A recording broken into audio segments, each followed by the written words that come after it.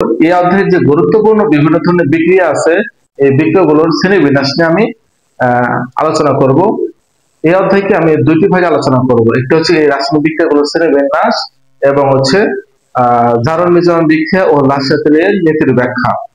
তো এই অধ্যায়ের যে বিভিন্ন ধরনের বিক্রিয়াগুলো আছে, সেই বিক্রিয়াগুলো যেন তোমরা সহজে বুঝতে পারো, এই জন্য আমি একসাথে সবগুলো লিখছি। এখান থেকে আমি তোমাদের যা বোঝাবো, তোমরা যদি মনোযোগ সহকারে ক্লাসটি করো, আশা করি কোনো সমস্যা থাকবে না এবং এই অধ্যায়টাই তোমরা প্রো হয়ে যাবা। তো খেয়াল করো, প্রথমে হচ্ছে দিক অনুযায়ী রাসায়নিক বিক্রিয়া হচ্ছে দুই প্রকার। একটি হচ্ছে একমুখী বিক্রিয়া আর একটি হচ্ছে উভয়মুখী বিক্রিয়া। একমুখী বিক্রিয়া কাকে বলে? যে বিক্রিয়ায় বিক্রিয়ক থেকে উৎপাদ উৎপন্ন হবে কিন্তু উৎপাদ থেকে বিক্রিয়ক উৎপন্ন হতে পারবে না, তাকে বলবো আমরা একমুখী বিক্রিয়া। এবং যে বিক্রিয়ায় বিক্রিয়ক হতে উৎপাদ উৎপন্ন হবে এবং উৎপাদ থেকে বিক্রিয়ক উৎপন্ন হতে পারবে, তাকে বলবো আমরা উভয়মুখী বিক্রিয়া। তো দেখো, একটু উদাহরণের সাহায্যে বুঝে দেই। যেমন ধরো ক্যালসিয়াম কার্বনেট বা চুনা পাথর, এটাকে যদি আমরা তাপ দেই, উৎপন্ন হবে ক্যালসিয়াম অক্সাইড এবং কার্বন ডাই অক্সাইড। এই ক্যালসিয়াম কার্বন চুনা পাথর, এটাকে তাপ দিলে উৎপন্ন হয় ক্যালসিয়াম অক্সাইড এবং কার্বন অক্সাইড। তো দেখো, কার্বন অক্সাইড যেহেতু গ্যাস, এটা উড়ে চলে যাবে, তখন শুধু ক্যালসিয়াম অক্সাইড থাকবে। ক্যালসিয়াম অক্সাইডের পক্ষে আর ক্যালসিয়াম কার্বন প্রস্তুত করা সম্ভব হবে না, তখন এই বিক্রিয়াটা হবে একমুখী বিক্রিয়া। অর্থাৎ এই বিক্রিয়াকে যদি আমরা খোলা পাত্রে করি, কোন একটা খোলা পাত্রে এই বিক্রিয়াটা করা হয়, তখন এটা হবে একমুখী বিক্রিয়া। কেন? কার্বন অক্সাইড উড়ে চলে যাবে। একইভাবে আমরা আরেকটা উদাহরণ দিচ্ছি। ধরো নাইট্রোজেন এবং হাইড্রোজেন বিক্রিয়া করে উৎপন্ন করলো হচ্ছে অ্যামোনিয়া। এই যে অ্যামোনিয়া উৎপন্ন হবে, এই বিক্রিয়া আবার অ্যামোনিয়াকে ভাঙলে নাইট্রোজেন এবং হাইড্রোজেন পাওয়া যাবে। এই বিক্রিয়াটা হবে উভয়মুখী বিক্রিয়া। আর এই তীর চিহ্ন দ্বারা বোঝাচ্ছে হচ্ছে সমমুখী বিক্রিয়া। এই তীর চিহ্ন দ্বারা বোঝায় বিপরীতমুখী বা পশ্চাৎমুখী বিক্রিয়া। তো দেখো, যে বিক্রিয়ায় বিক্রিয়ক হতে উৎপাদ উৎপন্ন হবে এবং উৎপাদ থেকে বিক্রিয়ক উৎপন্ন হবে, সেই বিক্রিয়ার নাম হচ্ছে উভয়মুখী বিক্রিয়া। এগুলোকে বলা হয় বিক্রিয়ক, আর এই পাশে যা থাকবে সেগুলো হচ্ছে উৎপাদ। মনে রাখতে হবে। তো এই যে প্রথম যে বিক্রিয়া লিখছি, এই বিক্রিয়াকে যদি আমরা খোলা পাত্রে না করে কোন একটা বদ্ধ পাত্রে করি, বদ্ধ পাত্রে যদি বিক্রিয়াটা করি, তখন কিন্তু এটা একমুখী হবে না, তখন আবার এটা হবে উভয়মুখী। অর্থাৎ এই বিক্রিয়াকে খোলা পাত্রে করলে হবে একমুখী, বদ্ধ পাত্রে করলে হবে উভয়মুখী। এখন তোমরা একমুখী এবং উভয়মুখী বিক্রিয়া বুঝছো। এরপর হচ্ছে তাপের উপর ভিত্তি করে বিক্রিয়া দুই প্রকার। তাপের উপর ভিত্তি করে বিক্রিয়া দুই প্রকার। একটি হচ্ছে একমুখী তাপ উৎপাদী বিক্রিয়া এবং আরেকটি হচ্ছে তাপহারী বিক্রিয়া।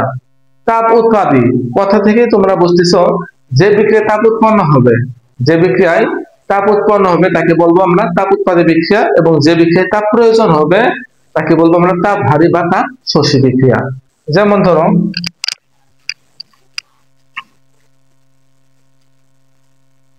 এই যে নাইট্রোজেন এবং হাইড্রোজেন বিক্রিয়া, এই বিক্রিয়ায় কিছু প্রভাবক থাকবে, তাপ থাকবে, তাপমাত্রা থাকবে। এই নাইট্রোজেন এবং হাইড্রোজেন বিক্রিয়া করলে অ্যামোনিয়া উৎপন্ন হবে। সমতা যদি করতে চাই, নাইট্রোজেন দুইটা আছে, নাইট্রোজেন একটা, সমতা করার জন্য দিয়ে দিলাম।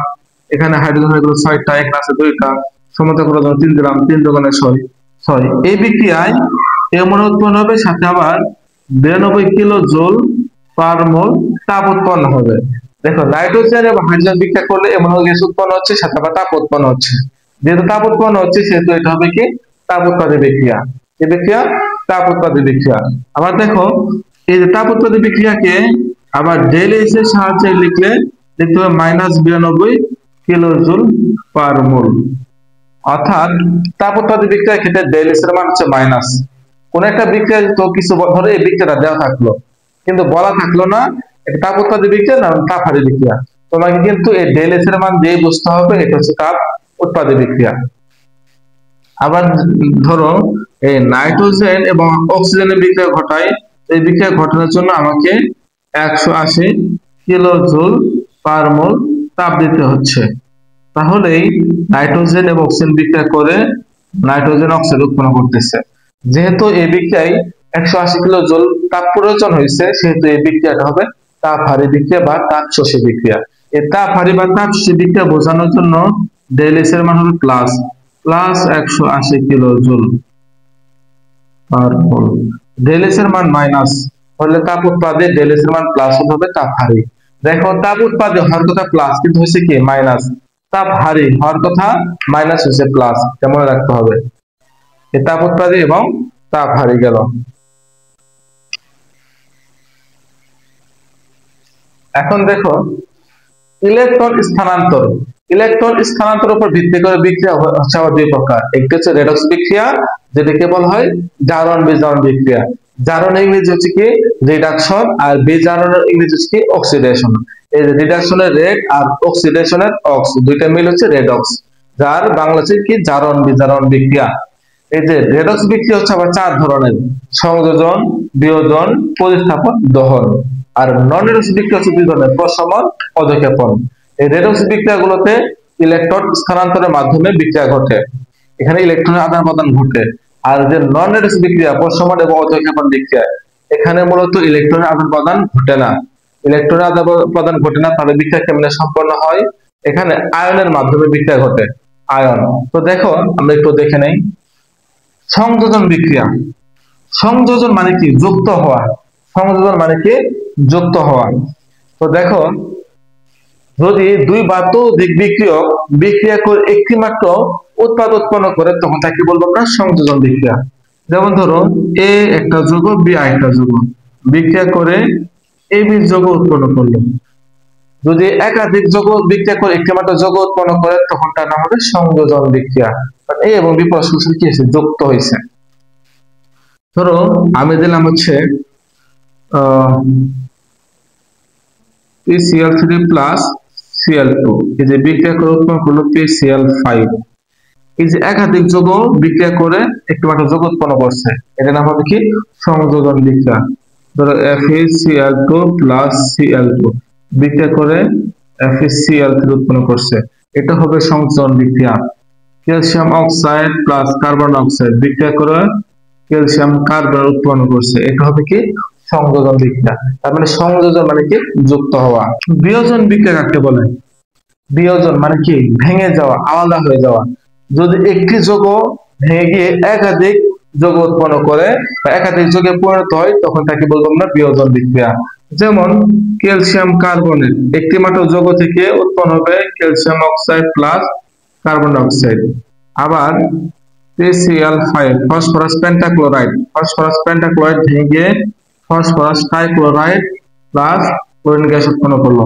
এই যে একটি যৌগ থেকে একাধিক যৌগ পাওয়া যাচ্ছে, এটা হবে বিয়োজন বিক্রিয়া। কি হবে? বিয়োজন বিক্রিয়া। তো সংযোজনের মধ্যে আরেকটা কথা বলতে ভুলে গেছি, সংযোজনের মধ্যে আরেকটা কিন্তু আছে সংশ্লেষণ। সংশ্লেষণ, সংশ্লেষণ বিক্রিয়া কোনটা?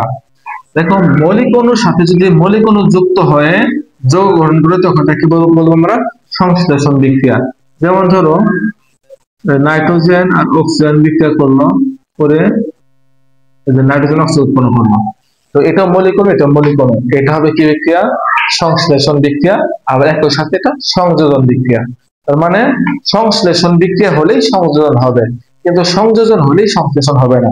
অর্থাৎ সকল সংশ্লেষণ বিক্রিয়ায় সংযোজন বিক্রিয়া, কিন্তু সকল সংযোজন বিক্রিয়া সংশ্লেষণ বিক্রিয়া নয়। এখানে 2 নম্বরের প্রশ্ন আসতে পারে, শর্ট প্রশ্ন।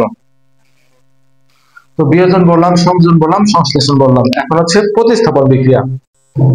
প্রতিস্থাপন, প্রতিস্থাপন মানে কি? সরে দেওয়া, একজন আরেকজনের জায়গা দখল করা। অর্থাৎ কোন বিক্রিয়া যদি অধিক সক্রিয় মৌল যদি কোনো কম সক্রিয় মৌলকে প্রতিস্থাপিত করে বিক্রিয়া করে, তখন ওই বিক্রিয়াকে বলবো আমরা প্রতিস্থাপন বিক্রিয়া। অর্থাৎ অধিক সক্রিয় মৌল কর্তৃক কম সক্রিয় মৌলকে প্রতিস্থাপন করা বা সরে দেওয়ার যে প্রক্রিয়া, তাকে বলবো আমরা প্রতিস্থাপন বিক্রিয়া। যেমন ধরো H2SO4, জিঙ্ক সালফিক অ্যাসিডের সাথে যখন জিঙ্ক বিক্রিয়া করবে, এই যে হাইড্রোজেনের তুলনায় জিঙ্কের সক্রিয়তা বেশি বা ক্ষমতা বেশি। ক্ষমতা বেশি হওয়ার কারণে জিঙ্ক হাইড্রোজেনকে সরে দিয়ে জিঙ্ক সালফেট যৌগ গ্রহণ করবে, ZnSO4। তোমরা তো জানোই, এই যে একটা বাস্তব উদাহরণ দেই। ধরো একটি জায়গায় মেয়র বক্তব্য দিচ্ছে, তো যেখানে মেয়র বক্তব্য দিচ্ছে সেখানে যদি প্রধানমন্ত্রী আসে, তাহলে কি হবে, মেয়র প্রধানমন্ত্রীর জন্য সিট ছেড়ে দেবে, অথবা কোথাও ধরো মেম্বার বক্তব্য দিচ্ছে বা মেম্বার কোনো কিছু করতেছে, সেখানে যদি চেয়ারম্যান যায়, মেম্বার চেয়ারম্যানের জন্য সিট ছেড়ে দেবে, কারণ মেম্বারের তুলনায় চেয়ারম্যানের পাওয়ার বেশি। একইভাবে মেয়রের তুলনায় প্রধানমন্ত্রীর পাওয়ার বেশি। তো এখানেও তাই, যে জিঙ্কের ক্ষমতা বেশি হওয়ায় জিঙ্ক হাইড্রোজেনকে সরে দিয়ে সালফেটের সাথে যুক্ত হয়ে জিঙ্ক সালফেট যৌগ গ্রহণ করবে। এই হলো প্রতিস্থাপন বিক্রিয়া। আরেকটি হচ্ছে দহন বিক্রিয়া। তো দেখো, দহন বিক্রিয়া কাকে বলে? দেখো, অক্সিজেনের সাথে কোন একটা যৌগ যদি বিক্রিয়া করে তাহলে ওই যৌগের অক্সাইড উৎপন্ন হবে। এই যে অক্সিজেনের সাথে বিক্রিয়া করা হয়, সেই বিক্রিয়ায় ওই যৌগের একটা অক্সাইড উৎপন্ন হবে, সাথে তাপ উৎপন্ন হবে। এই জন্য এই বিক্রিয়ার নাম হবে দহন বিক্রিয়া। যেমন আমি যদি ম্যাগনেসিয়ামের সাথে অক্সিজেনের বিক্রিয়া ঘটাই, তাহলে ম্যাগনেসিয়াম অক্সাইড একটা যৌগ উৎপন্ন হবে, সাথে আরো তাপ উৎপন্ন হবে। এই জন্য এই বিক্রিয়ার নাম হবে দহন বিক্রিয়া। কার্বনের সাথে অক্সিজেন বিক্রিয়া করলে উৎপন্ন হবে কার্বন ডাই অক্সাইড এবং সাথে তাপ উৎপন্ন হবে। সো এই বিক্রিয়াগুলোকে বলবো আমরা দহন বিক্রিয়া। তো দেখো, আমি স্টুডেন্টদের মাঝে মাঝে মজা করে একটু বলি, সংযোজন মানে কি? যুক্ত হওয়া, সম্পর্ক হওয়া বা রিলেশন হওয়া। আবার বিয়োজন মানে কি? বিয়োজন মানে হচ্ছে ভেঙে যাওয়া। পরে সম্পর্ক হয়েছে, পরে আবার সম্পর্কে ব্রেকআপ হয়েছে। ব্রেকআপ হলে কি হবে? আলাদা হয়ে যাবে। এই যে যেমন ধরো এখানে আহ সংযোজন হয়েছে, সরি, যেমন ধরো ACl3 প্লাস Cl2, এই যে এদের মধ্যে যে সম্পর্ক তৈরি হলো, এটা হবে সংযোজন বিক্রিয়া। আবার যে আলাদা হয়ে যায় সেটা হবে কি? বিয়োজন বিক্রিয়া। আর এই যে প্রতিস্থাপন বিক্রিয়া লিখলাম, সালফিউরিক অ্যাসিড এবং জিঙ্ক, জিঙ্কের ক্ষমতা বেশি হয়, হাইড্রোজেনকে সরে দিয়ে জিঙ্ক সালফেট যৌগ গ্রহণ করলো। তো মাঝে মাঝে আমি মজা করে বলি, প্রতিস্থাপন বিক্রিয়া হচ্ছে পরকীয়া বিক্রিয়া। কেন পরকীয়া বিক্রিয়া? এখানে খেয়াল করো, সালফিউরিক অ্যাসিডের সাথে হাইড্রোজেন যুক্ত হয়ে একটা সুন্দরভাবে একটা সংসার গ্রহণ করছে, তারা সংসার করতেছে। কিন্তু যখনই তাদের কাছে জিঙ্ক আসলো, তখন সালফেট হচ্ছে একটা স্বার্থপর একটা যৌগ। সে কি করলো, যখন দেখলো যে হাইড্রোজেনের তুলনায় জিঙ্কের ক্ষমতা বেশি, পাওয়ার বেশি, তখন এই সালফেট হাইড্রোজেনকে সরাই দিল। সরাই দিয়ে এই জিঙ্কের সাথে পরকীয়া শুরু করলো। পরে জিঙ্কের সাথে পরকীয়া করে সে জিঙ্ক সালফেট যৌগ গ্রহণ করলো এবং হাইড্রোজেনকে আলাদা করে দিল।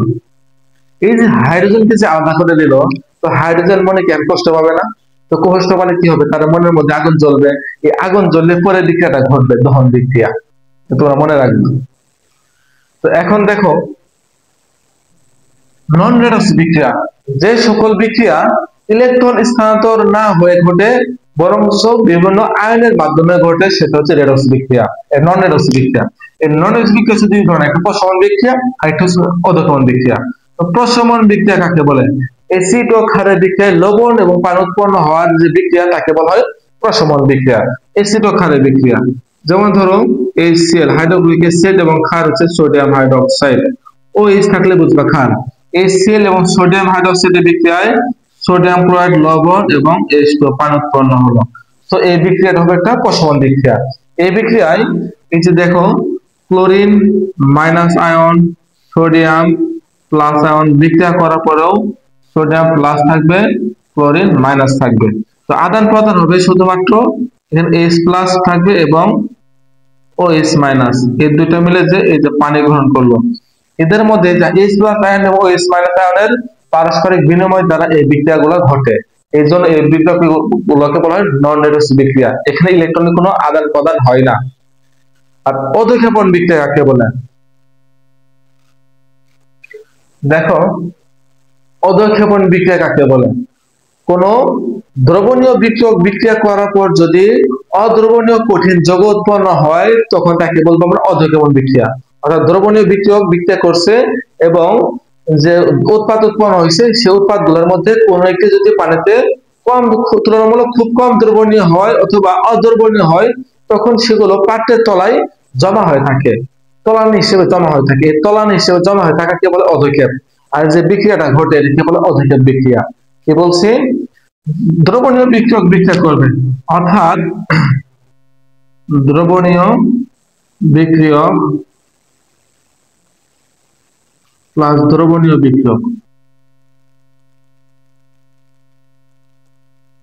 ধরো দুইটা দ্রবণীয় বিক্রিয়ক বিক্রিয়া করার পরে একটি অদ্রবণীয় অদ্রবণীয় উৎপাদ উৎপন্ন করছে আর একটি দ্রবণীয় উৎপাদ উৎপন্ন করছে, তখন এই বিক্রিয়া কি বলবো আমরা? অধঃক্ষেপণ বিক্রিয়া। দ্রবণীয় বিক্রিয়া, ধরো আমরা নিলাম হচ্ছে সোডিয়াম ক্লোরাইড পানি দ্রবীভূত হয়, দ্রবণীয় বিক্রিয়াকে নিলাম হচ্ছে সিলভার নাইট্রেট, সিলভার নাইট্রেটও পানিতে দ্রবণীয় হয়। এই সোডিয়াম ক্লোরাইড সিলভার নাইট্রেট যে বিক্রিয়া করে তাহলে উৎপন্ন হবে সিলভার ক্লোরাইড এবং সোডিয়াম নাইট্রেট। এই যে সোডিয়াম নাইট্রেট পানিতে অত্যাধিক দ্রবণীয়, তাই এটা পানিতে গলে যাবে, কিন্তু সিলভার ক্লোরাইড পানিতে তুলনামূলক খুবই কম দ্রবণীয়। খুবই কম দ্রবণীয় হয়, এটা পাত্রের তলায় জমা হয়ে থাকবে। এই জমা হয়ে থাকবে জন্য এই বিক্রিয়ার নাম হচ্ছে অধঃক্ষেপ বিক্রিয়া। আর যাদের পানিতে অদ্রবণীয়, যারা পানিতে অদ্রবণীয় তাদের ডান পাশে তীর চিহ্ন দিয়ে প্রকাশ করতে হবে, বোঝানো হয়। এখানে সিলভার ক্লোরাইড পানিতে অদ্রবণীয় হয়, এটা অধঃক্ষেপ উৎপন্ন করবে। যেমন আরো কিছু আছে, ধরো এই যে সোডিয়াম সালফেট, সোডিয়াম সালফেটের সাথে আমরা যদি আমরা বেরিয়াম ক্লোরাইড বিক্রিয়া ঘটাই তাহলে উৎপন্ন হবে barium sulphate plus sodium chloride. এই যে বেরিয়াম সালফেট উৎপন্ন হলে এটা পানিতে অদ্রবণীয়, পানিতে অদ্রবণীয় হওয়া এরও অধঃক্ষেপ উৎপন্ন হবে, তার মানে এটা হলো অধঃক্ষেপ বিক্রিয়া। একইভাবে আছে ফেরাস হাইড্রোক্সাইড, এটা পানিতে অদ্রবণীয়, অ্যালুমিনিয়াম হাইড্রোক্সাইড, এটাও পানিতে অদ্রবণীয়। তার মানে এই যৌগগুলো দেখলেই বুঝবা যে এগুলো অদ্রবণীয়, অর্থাৎ অধঃক্ষেপ বিক্রিয়া। এই বিক্রিয়াগুলো কি বিক্রিয়া? অধঃক্ষেপ বিক্রিয়া। বিশেষ ধরনের কিছু বিক্রিয়া আছে, একটি হচ্ছে আর্দ্র বিশ্লেষণ বা পানি বিশ্লেষণ বিক্রিয়া, আর হচ্ছে পানি যোজন বিক্রিয়া, সমানুকরণ বিক্রিয়া, পলিমারকরণ বিক্রিয়া। এখান থেকে কিন্তু খুবই গুরুত্বপূর্ণ প্রশ্ন আসে, কোন আর্দ্র বিশ্লেষণ বিক্রিয়া বলতে কি বোঝো, পানি যোজন বিক্রিয়া বলতে কি বোঝো, সমানুকরণ বিক্রিয়া বলতে কি বোঝো। বিশেষ করে সমানুকরণ, পলিমারকরণ এই বিক্রিয়াগুলো বেশি ইম্পর্টেন্ট, এগুলাই আসে। তো দেখো, আর্দ্র বিশ্লেষণ বা পানি বিশ্লেষণ বিক্রিয়া কাকে বলে? কোন একটি বিক্রিয়ায় যদি বিক্রিয়ক হিসেবে পানি যদি অন্য কোনো যৌগের সাথে বিক্রিয়া করে উৎপাদ উৎপন্ন করে তখন তাকে বলা হয় পানি যোজন, পানি বিশ্লেষণ বা আর্দ্র বিশ্লেষণ বিক্রিয়া। যদি কোনো বিক্রিয়ায় বিক্রিয়ক হিসেবে পানি অন্য কোনো যৌগের সাথে যুক্ত হয়ে উৎপাদ উৎপন্ন করে তখন তখন তাকে বলবো আমরা আর্দ্র বিশ্লেষণ বা পানি বিশ্লেষণ বিক্রিয়া। যেমন ধরো তোমাদের একটা উদাহরণ দেওয়া আছে, সিলিকন টেট্রাক্লোরাইড পানির সাথে বিক্রিয়া করে করে সিলিকন হাইড্রোক্সাইড উৎপন্ন করবে, SiOH4, সিলিকন হাইড্রোক্সাইড উৎপন্ন করবে এবং HCl উৎপন্ন করবে। এই বিক্রিয়াটা হচ্ছে একটা আর্দ্র বিশ্লেষণ বা পানি বিশ্লেষণ বিক্রিয়া। তো খেয়াল করে দেখো, এখানে কিন্তু পানি ভাগ হয়ে গেছে, পানিকে ভাগ করলে আমরা পাই কি H প্লাস এবং OH মাইনাস, H প্লাস পাবো OH মাইনাস। যেহেতু দুইটা আলাদা হয়ে গেছে, পানিটা ভেঙে গেছে, সেহেতু এই বিক্রিয়ার নাম হবে আর্দ্র বিশ্লেষণ বা পানি বিশ্লেষণ বিক্রিয়া। এখন আসি পানি যোজন বিক্রিয়া কাকে বলে।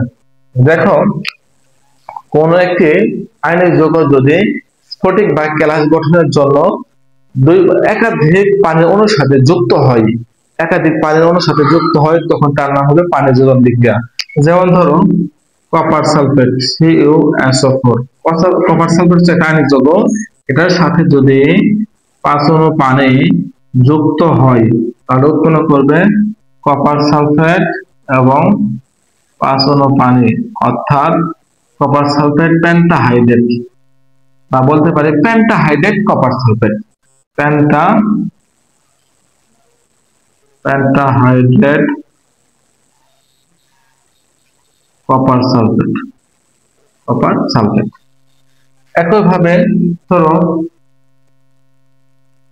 জিঙ্ক সালফেটের সাথে যদি আমরা 7 অণু পানি যুক্ত করি তাহলে উৎপন্ন হবে জিঙ্ক সালফেট হেপ্টাহাইড্রেট অথবা হেপ্টাহাইড্রেট জিঙ্ক সালফেট। এই বিক্রিয়াগুলো হবে কি পানি যোজন বিক্রিয়া। এখন দেখো, সমানুকরণ বিক্রিয়া কাকে বলে? যদি দুই বা ততোধিক যৌগের আণবিক সংকেত একই হয় কিন্তু গাঠনিক সংকেত ভিন্ন হয় তখন তাদেরকে পরস্পরের সমাণু বলা হয়। অর্থাৎ যে সকল যৌগের আণবিক সংকেত একই কিন্তু গাঠনিক সংকেত ভিন্ন, তারা পরস্পর হচ্ছে সমাণু। আর একটি সমাণু থেকে আরেকটি সমাণু তৈরি করার প্রক্রিয়াকে বলা হয় সমানুকরণ বিক্রিয়া। যেমন ধরো অ্যামোনিয়াম সায়ানাইড,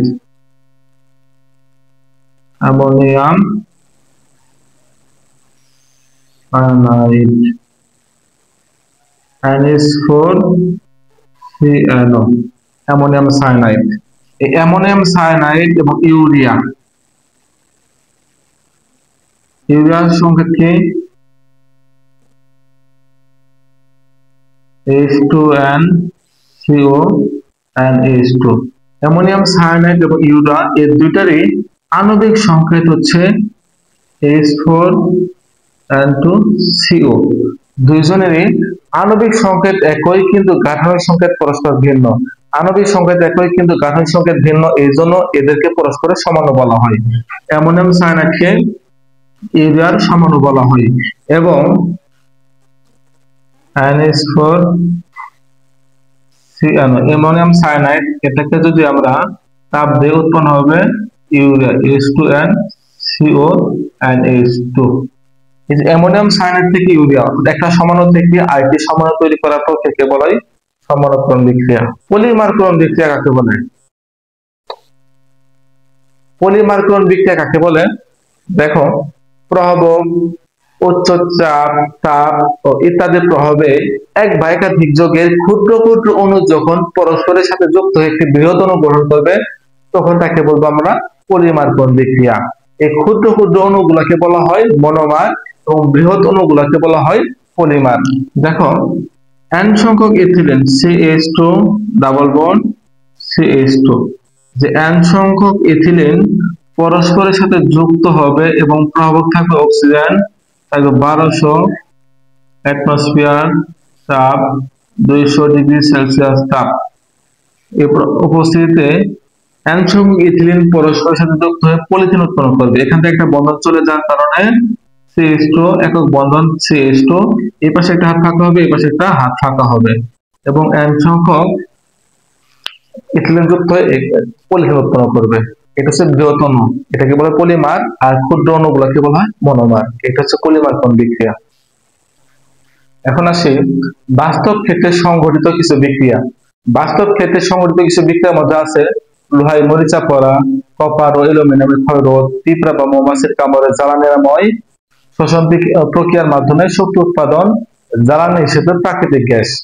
তো দেখো, লোহায় মরিচা পড়া, তো লোহার সংকেত কি জানি আমরা Fe। এই যে আয়রন বাতাসের অক্সিজেন এবং জলীয় বাষ্পের সাথে বিক্রিয়া করে দেখো ফেরিক হাইড্রক্সাইড উৎপন্ন করবে। ফেরিক, এখানে আয়রনের যোজনী 3, এর জন্য নাম হচ্ছে ফেরিক হাইড্রক্সাইড উৎপন্ন করবে। পরবর্তীতে এই ফেরিক হাইড্রক্সাইড পানির বিভিন্ন সংখ্যক N সংখ্যক অণুর সাথে যুক্ত হয়ে এই মরিচা উৎপন্ন করবে। এটা হচ্ছে মরিচা সংকেত Fe2O3 into NH2। এখানে N এর মান 1 2 3 ইত্যাদি হতে পারে। তো এই যে বিক্রিয়াগুলো এগুলো হচ্ছে কিন্তু বাস্তব ক্ষেত্রে সংঘটিত হয়। তুমি যদি লোহাকে তুমি মাটিতে ফেলে রাখো, কিছুদিন পরে দেখবে লোহাটা জং ধরে যাচ্ছে, অর্থাৎ মরিচা পড়তেছে। আবার কপার ও অ্যালুমিনিয়ামের ক্ষয়রোধ, দেখো কপার এবং অ্যালুমিনিয়াম, এই কপার কে যদি এমনিতে রেখে দাও সেটা বাতাসের অক্সিজেনের সাথে বিক্রিয়া করে কপার অক্সাইড উৎপন্ন করবে। কপার অক্সাইড উৎপন্ন করে সেটা কপার যে দণ্ড আছে তার উপর জমা হয়ে যাবে। পরবর্তীতে কপার দণ্ড আর বাতাসের অক্সিজেনের সাথে বিক্রিয়া করতে পারবে না, যার কারণে সেটা ক্ষয় হবে না। একইভাবে অ্যালুমিনিয়াম বাতাসের অক্সিজেনের সাথে বিক্রিয়া করে অ্যালুমিনিয়াম অক্সাইড উৎপন্ন করবে। এটাও পরবর্তীতে আর বাতাসের সংস্পর্শে আসবে না, যার কারণে এটাও ক্ষতিগ্রস্ত হবে না। এইভাবেই কপার এবং অ্যালুমিনিয়ামকে ক্ষয়রোধ করা যায়। পরে দেখো পিঁপড়া বা মৌমাছির কামড়ে জ্বালা নিরাময়। আমরা তো জানি পিঁপড়া বা মৌমাছির কামড়ালে কি হয়, পিঁপড়া বা মৌমাছির মাথায় থাকে হচ্ছে অ্যাসিড। যখন এই পিঁপড়া বা মৌমাছি কামড় দেয় তখন তাদের মাথা থেকে ফর্মিক অ্যাসিড নিঃসরণ করে। এই অ্যাসিডকে প্রশমিত করার জন্য আমরা চুন ব্যবহার করি। চুনকে ক্যালসিয়াম অক্সাইড, এই ক্যালসিয়াম অক্সাইড হচ্ছে ক্ষার। তো অ্যাসিডকে প্রশমিত করার জন্য আমরা ক্ষার ব্যবহার করি। এই বিক্রিয়াগুলো হচ্ছে বাস্তব ক্ষেত্রে সংঘটিত হয়। পরে হচ্ছে শ্বসন প্রক্রিয়ার মাধ্যমে শক্তি উৎপাদন। তো দেখো, আমি তো খাবার খাই, সেই খাবারটা কি হিসেবে আমার দেহে সঞ্চিত হয়? গ্লুকোজ হিসেবে। এই গ্লুকোজ C6H12O6, এই গ্লুকোজ দেখো 6 অণু অক্সিজেনের দ্বারা বিক্রিয়া ঘটে বা জারিত হয়ে উৎপন্ন করে 6 অণু কার্বন ডাই অক্সাইড, 6 অণু পানি এবং শক্তি উৎপন্ন করে। এই বিক্রিয়াগুলো কিন্তু স্বয়ংক্রিয়ভাবে প্রতিনিয়তই ঘটে। তো এই জন্য এই বিক্রিয়াগুলো হয় বাস্তব ক্ষেত্রে সংঘটিত বিক্রিয়া। পরে দেখো জ্বালানি হিসেবে প্রাকৃতিক গ্যাস। এছাড়াও আরেকটা আছে, শ্বসন প্রক্রিয়ার মাধ্যমে শক্তি উৎপাদন গেল। আরেকটি বিক্রিয়া হচ্ছে তোমাদের বই দেওয়া আছে, যেমন ধরো আমাদের কাগজ তুলিতে কি থাকে, কাগজ তুলিতে থাকে HCl, হাইড্রোক্লোরিক অ্যাসিড। তো যদি অতিরিক্ত হাইড্রোক্লোরিক অ্যাসিড হয়, যার কারণে পেটে কি অ্যাসিডিটি সৃষ্টি হয়, ওই পেটে অ্যাসিডিটি সৃষ্টি হলে অ্যাসিডিটি প্রতিরোধ করার জন্য ডাক্তার অ্যান্টাসিড জাতীয় ওষুধ খেতে দেয়। এই অ্যান্টাসিড জাতীয় ওষুধের কি থাকে, থাকে ম্যাগনেসিয়াম হাইড্রোক্সাইড ও অ্যালুমিনিয়াম হাইড্রোক্সাইড। ম্যাগনেসিয়াম হাইড্রোক্সাইড ও অ্যালুমিনিয়াম হাইড্রোক্সাইডের মিশ্রণ হচ্ছে অ্যান্টাসিড জাতীয় ওষুধ। এই অ্যান্টাসিডের ম্যাগনেসিয়াম হাইড্রোক্সাইড HCl এর সাথে বিক্রিয়া করার পর উৎপন্ন করে ম্যাগনেসিয়াম ক্লোরাইড এবং H2O পানি। এই অ্যাসিড ও পানি উৎপন্ন করলো, সরি লবণ এবং পানি উৎপন্ন করলো। তো অ্যাসিড হাত দ্বারা প্রশমিত হয়ে যায়। এই বিক্রিয়াগুলো বাষ্পে সংঘটিত হয়। জ্বালানি হিসেবে প্রাকৃতিক গ্যাস। আবার দেখো মিথেন CH4, প্রাকৃতিক গ্যাসের প্রধান উপাদান হচ্ছে মিথেন। এই মিথেন যদি বাতাসের অক্সিজেনের সাথে বিক্রিয়া ঘটায় তাহলে উৎপন্ন হবে কার্বন ডাই অক্সাইড, পানি এবং শক্তি।